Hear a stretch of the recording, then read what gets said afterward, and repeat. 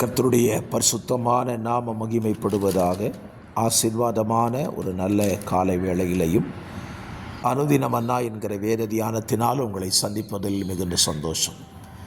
கிருபையாய் கர்த்தர் தந்த நல்ல நாளுக்காக கர்த்தரை துதிப்போம். இந்த நாள் மே மாதம் 23ஆம் தேதி வெள்ளிக்கிழமை காலவேளை. இந்த காலவேளையிலையும் இந்த நாளுக்கான தியான அதிகாரம் எண்ணாகமம் 32ஆம் அதிகாரம். 42 வசனங்களை உள்ளடக்கின ஒரு அதிகாரம். இந்த அதிகாரத்தில் நாம் கவனிக்க வேண்டிய ஒரு பகுதி இருக்கிறது. ரூபன் புத்திரரும் காத் புத்திரரும் மனாசேயினுடைய பாதி கோத்திரமும் மோசேயினிடத்தில் ஒரு விண்ணப்பத்தை வைக்கிறார்கள். என்ன விண்ணப்பம்?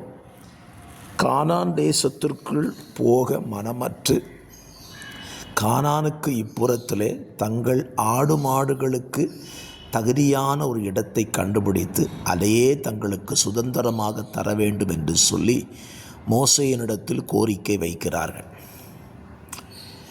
மோசே அவர்களை பார்த்து சில வார்த்தைகளை சொல்லி எச்சரிக்கிறார். ஆகிலும் அவர்கள் தங்களுக்கு இது போதும் என்று முடிவெடுக்கிறார்கள். இன்றைக்கும் நம்ம வாழ்க்கையை சற்று சிந்திப்போம்.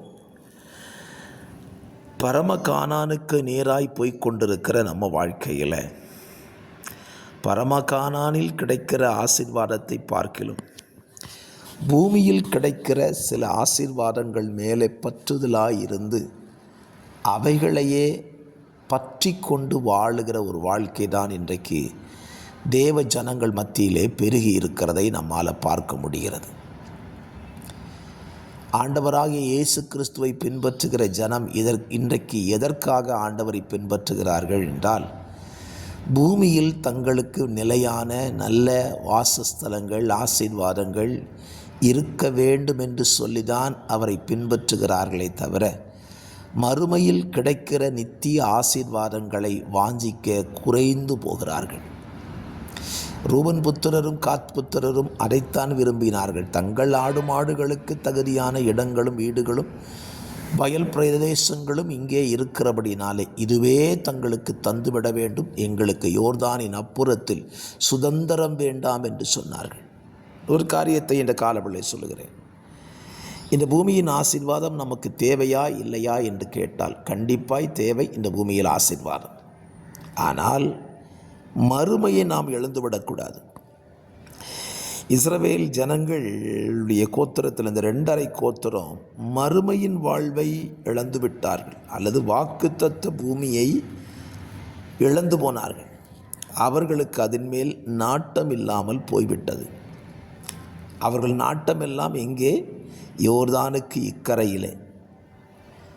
இன்றைக்கும் இந்த காலவெளியிலே வசனத்தை கேட்கிற உங்களை பார்த்து சொல்கிறேன், பூமியின் நன்மைகள் மீதே நீங்கள் நாட்டம் வைத்து பூமிக்கு அடுத்தவைகளையே சிந்தித்து அதற்காகவே நீங்கள் ஓடிக்கொண்டிருப்பீர்கள். ஆனால் நம்மை போல பரிதாபமானவர்கள் யாருமே இல்லை. காரணம் என்ன?